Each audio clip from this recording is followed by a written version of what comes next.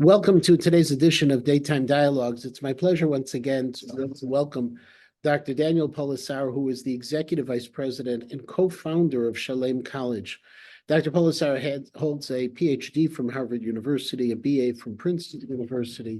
He was a recipient of both Truman and Fulbright fellowships, as well as a Mellon Fellowship. And his research has been on the history, philosophy of higher education in Israel, and also constitutional development. But today, I want to talk with him a little bit more about what's going on in Israel, about the mood in Israel, about the response within Israeli culture. So, Dr. Polisar, thank you so much for joining me today. Thank you for the opportunity. You've lived in Israel for a long time, and now we're living through extraordinary times. Beyond the fact that there's a war, and I know I don't want to ignore the war, but what are you seeing within society itself in response that's different than it's been going on in the past? So my wife and I have lived in Israel for 32 years, and I've never seen anything like what we're now experiencing in Israel in two senses. First is there's a level of pain and sorrow that began on October 7th with the atrocities committed by Hamas, but has continued as the extent of those atrocities are revealed, as we hear about more and more hostages who are killed and are being maltreated, and as we are losing our children, mostly our sons, during the war. This week we hit a sad milestone. There are more than 100 soldiers who have been killed in battle.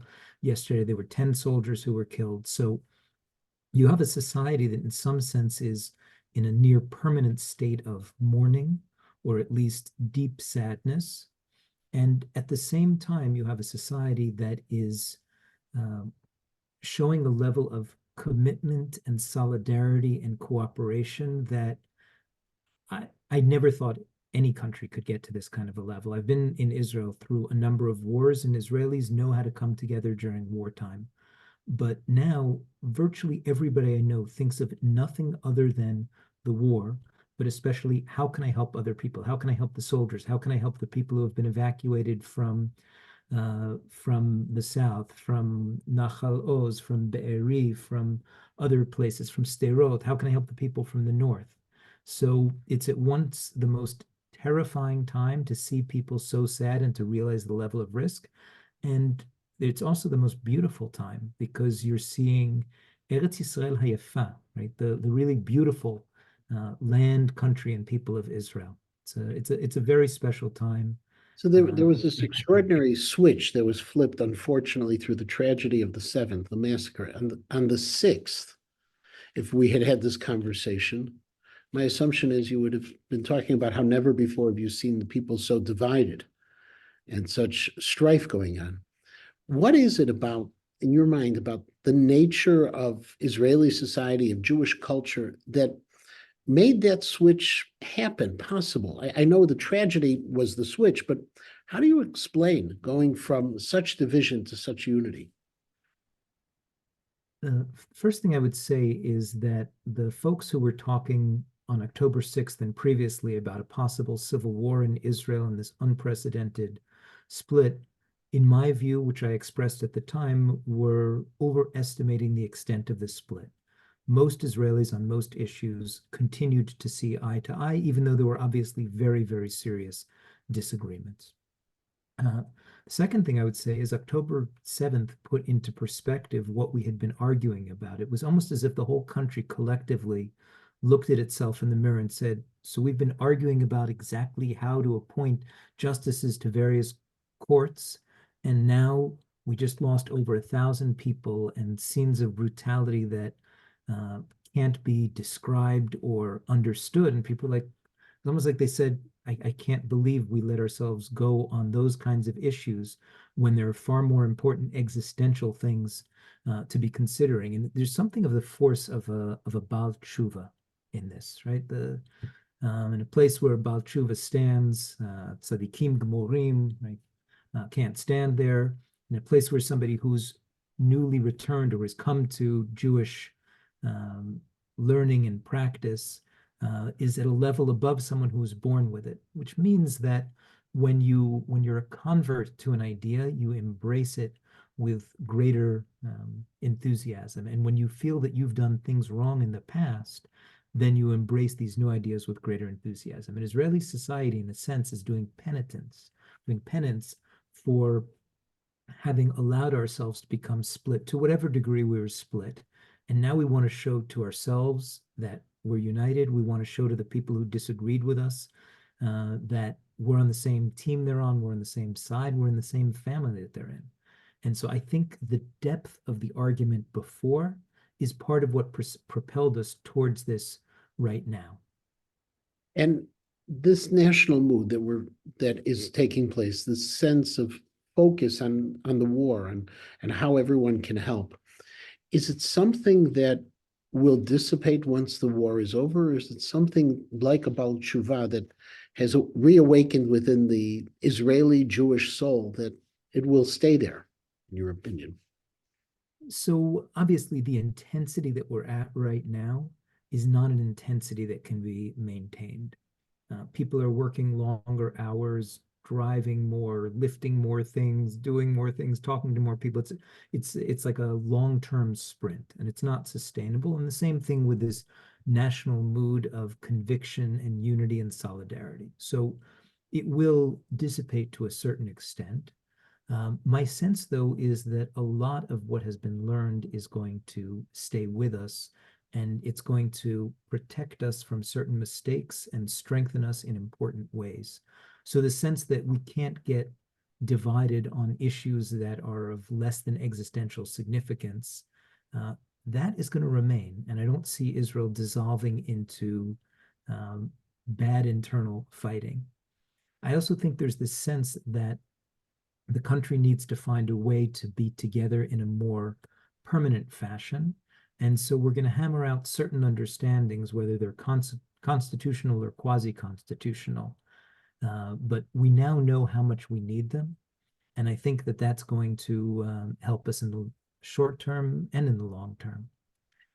I think those are the key elements. The other thing I would say is that the argument about Israel's relations with the Palestinians, which in any event was on a low flame because most Israelis understood that it's not possible to reach any kind of an understanding with the current Palestinian leadership, either in the West Bank, Judea and Samaria, consisting of Mahmoud Abbas and Fatah, nor with the leadership in Hamas. So that was generally understood, but there was still the sense that maybe they're more like us than we had thought, and maybe we can work out practical arrangements, and they just want what's good for their children. That view has been shattered, and Israelis now see with a terrible and painful clarity that we don't have a partner for any kind of an agreement, negotiated or otherwise. And that means most Israelis agree on this. There are obviously negative consequences in various ways for anything like a peace process or reconciliation with the Palestinians, but internally within Israel, there is a high level of clarity. It's hard to distinguish people on the left from people on the right when you talk to them about the war, because whoever they are, they talk about the absolute and total destruction of Hamas as a minimal goal and the bringing about of security for people who are going to return to Sderot and to Kfar Aza and to Kibbutz Be'eri and Nir Oz and places like that. And they speak with a fierceness about it. And I've literally been in conversations with people that after 10 minutes, I remind myself, this person is actually somebody who had been on the far left, but doesn't hold those views now because you can't in the wake of what happened. So you mentioned that you would expect some constitutional or quasi-constitutional changes that people will agree on are necessary. What kind of changes would those be? So I'm thinking about a few different areas. The first of them has to do with the whole set of issues that were coming up in the discussion about the judicial reform, where it was widely agreed that judicial reform was necessary, and pretty widely agreed that the judicial reform, as it was being proposed and as it was being pushed for by certain elements within the government, was not something that most Israelis could live with. And I think we're going to find the points of commonality on those kinds of things. Issues like what are the authorities of the Supreme Court and of the courts in general? What kind of committee, with what balance among elected political figures and appointed mostly legal experts and judges, will be used to make decisions. Can the Knesset overturn decisions of the court? When can the court overturn decisions of the Knesset? Those are things that it's possible to find solutions to, and I think that we will. The second set of issues has to do with the relationship between Haredim and other Israelis, and especially Jewish Israelis, where the key issue has been Haredim in general not participating in the army. And it's been a subject of dispute for a long time, literally for decades, and no resolution has been found other than temporary resolutions. And two interesting things are happening. One is there's been an unprecedented level of voluntarism among Haredim, both to join the army and to do other things to help the army in the national effort. So there's greater willingness at this point to serve. I think there's also less willingness on the part of other Israelis to accept the idea that Haredim don't serve. So there's the sense that right now everything depends on the army. And with this massive call up that has brought parts of the economy to a standstill, everybody understands that the burden is enormous and it needs to be split among more people. And the argument that Israel actually doesn't need Haredim in the army, that there are more than enough soldiers, I think has been put to rest or has been denied by the current situation where we have something like 360,000 reserve soldiers who have been called up. So I think although the negotiations on this are going to be tricky and will require a lot of wisdom on the part of all parties, I think that we're finally going to reach a resolution on that within a year or two after the war begins. And I'm going to go out on a limb, even though it's a dangerous place to be. The third area is my guess is that we're going to end up with a government that is broad and is built around the center rather than a government that is either based on the left or on the right, with just enough from the other side to get over the mark of 61, or perhaps a little bit more than just enough. But Israel is a country whose electorate is quite centrist in its views, leaning center right, and its governments rarely reflect the electorate. And I think for a variety of reasons, we're going to see a more centrist government emerging. In a sense, the government is going to reflect the people who fought the war, which is going to go from pretty far left within the Zionist camp to pretty far right within the Zionist camp, and a question mark as to whether Haredim will be willing to make the compromises necessary for them to become part of that government. So obviously lots of things can go wrong, and perhaps a year from now you and I will be reminiscing about how foolish I was to say these things. But my guess is that Israeli society and its politics are going to be strengthened to a very large extent by what we're going through now. Now, yesterday we got the first reports of the United States wavering a little bit in terms of support of what's going on in Israel. The president, in a private meeting with donors, said that Israel may be going too far in terms of the impact upon the civilian population of Gaza. What's the Israeli attitude right now, the mood about the suffering of people who are civilian, who are innocents in Gaza, and in this entire process of trying to defeat Hamas?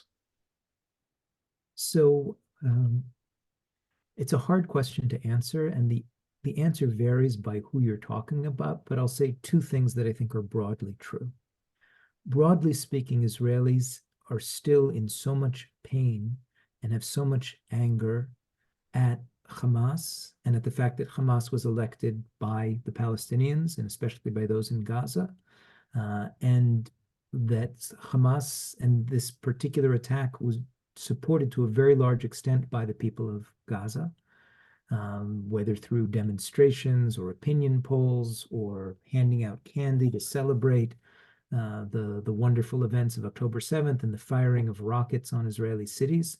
So I would say that most Israelis just don't have that emotional space to empathize with Palestinians. Our feeling collectively, I'm not speaking about myself in particular, but our feeling as a collective is it's too bad that terrible things are happening to Palestinians, but right now we have to make sure that there can never again be an October 7th, and whatever is necessary to do while taking care not to hurt civilians unnecessarily, that's what we're going to do. So I don't think Israelis are very focused on casualties on the other side. You can say that's good, you can say that's bad, but I think it's the reality of the situation.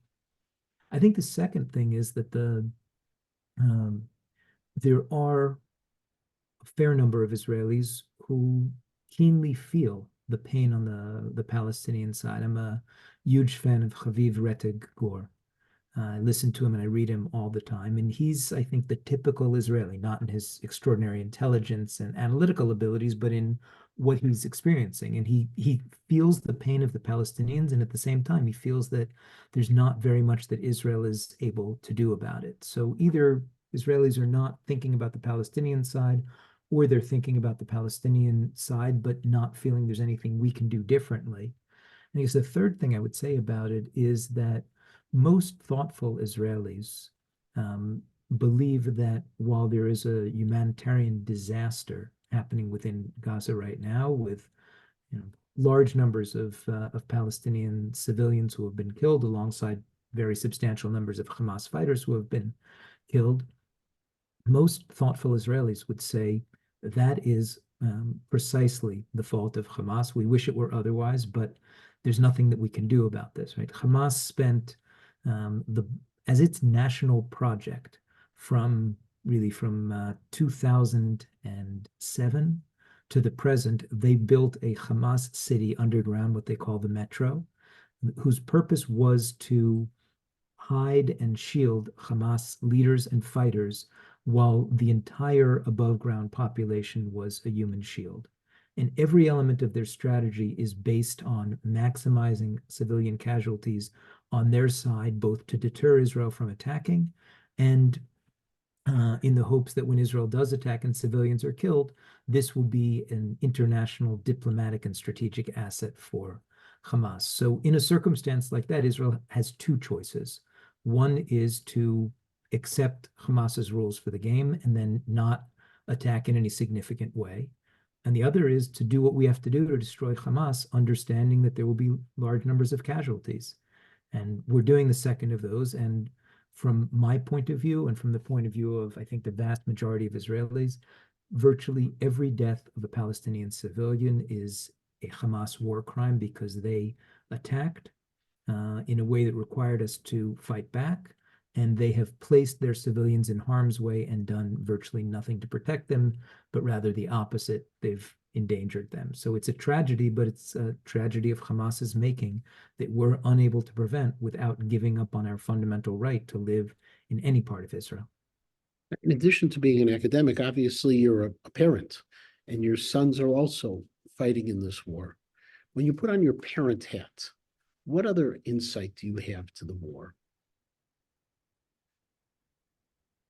It's a great question. I mean, my parent hat is always always on, and I guess the first thing that it makes me think of is the soldiers are at the front, but there's an enormous amount that those of us not at the front are able to do. So my wife Jocelyn and I spent the first several weeks of the war with help from some very generous and resourceful friends, outfitting, providing all kinds of gear for not just for our three sons, but for the companies that they're in, with 150 soldiers in one case, or 120 soldiers in a different case, an entire medical team within an armored battalion.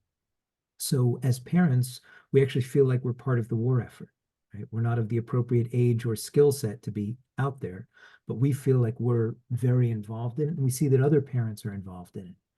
And once you're a parent and you know what you want for your own son, right? I want my son to have a highly protective helmet that doesn't interfere in his fighting and that doesn't cause headaches and that will actually deflect bullets and that kind of thing. So I then look at myself in the mirror and say, if that's what I want for my own son, can it be that I'm willing for other people's sons, who in some sense are all of our children, to go out with less than that? So at least in my case, it's led me to a very substantial effort that's accelerated in the last couple of weeks to provide gear for every soldier in Gaza who is lacking any element of the essential gear needed to make him as safe and as effective as possible. So being a parent has definitely drawn me into an effort much greater than in previous wars. Right, if all three of my boys are have done and are doing army service, all three of them are fighting in Gaza. In two of the cases since the beginning of the ground war. But in the past, there were wars, and I cared deeply, and I did what I could do. But now it's like it's almost like I'm there. I feel as if I'm in Gaza, and I know that other parents feel that way as well. I'll add one other element to it, which is I've always been of the view that while on the one hand, the Israeli government and army need to do what they can to prevent unnecessary deaths of Palestinian civilians, we have to put the premium on making sure that we don't needlessly endanger the lives of our soldiers. And in the interest of complete honesty, I think that view has gotten stronger when it's my boys who are in there. Right, the idea that one of my sons should die because we engage in extra warning of the other side, or because we're afraid to take any risks to the civilians on the Palestinian side, and therefore risk our own soldiers. That idea is something that's even harder for me to swallow. Right, our children, mostly our sons, are risking their lives to defend the country, and there's an element of risk that can't be avoided, but I wouldn't want to increase it by being so much above and beyond every other army in the world in terms of protecting the other side civilians that we're needlessly endangering our own lives. Can you explain why there seems to be such an imbalance in terms of media? When I watch the evening news, I look at the image they do, where they always try to seem either to be balanced, or actually now it's beginning to seem, for me, imbalanced, where there's more emphasis on what's happening in Gaza to the Palestinians than what Israel is trying to do to protect the Palestinian civilians. Are we just not good at media, at the PR, or is it just a task we can't ever win it? So I don't spend enough time watching enough Israeli spokesmen and spokeswomen to know whether we're particularly good at this or not so good at it. I do think that the deck is stacked to a very large extent against us, in part because people tend to have short memories, and my sense is that attention spans and memories have only gotten shorter in the iPhone social media era. And October 7th feels like a very long time ago. And what's happening in Gaza now, which is alongside a relatively modest but incredibly painful level of Israeli casualties, there are huge numbers of Palestinians who are being killed. And I believe it's Hamas's fault, but my belief is not what's going to translate to people in Chicago or New York or Los Angeles or Buenos Aires or London or anywhere else. And what people tend to do is look at this simplistically. There are a lot more Palestinians being killed than Israelis. That must be Israel's fault. Israel is the more powerful force, and Israel is overwhelmingly more powerful than the Palestinians. One can barely even compare the two sides. And so being powerful is almost having it's being held against Israel. So we're being seen as some kind of a Goliath. And if you add that to the whole set of issues about dividing the world into oppressed and oppressors and powerful and powerless, Israelis and Jews are always labeled as the side of the powerful and the oppressors and white privilege and everything that goes with it. So I think going into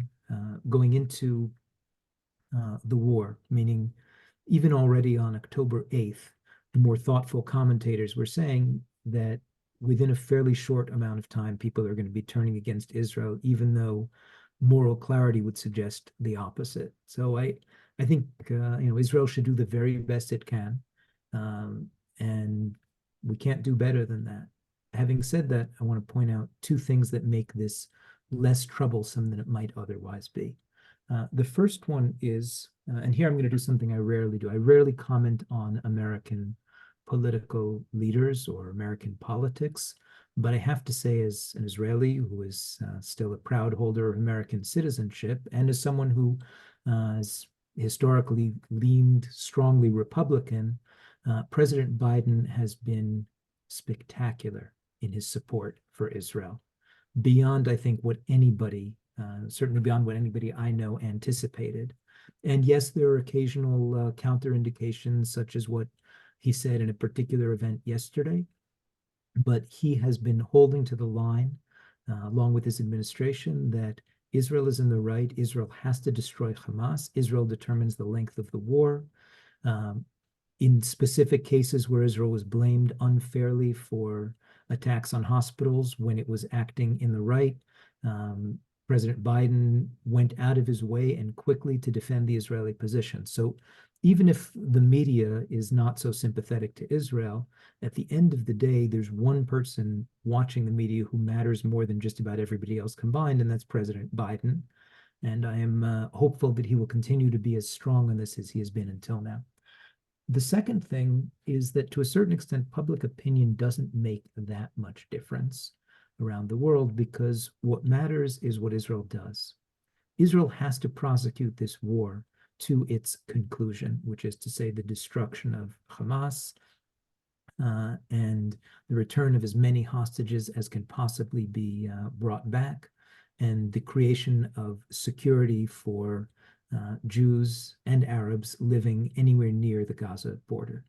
And Israel is going to do that virtually no matter what, even if world opinion is against, even in an extreme case, if the Biden administration is against, although Israel can't do absolutely everything it wants against the American administration's will.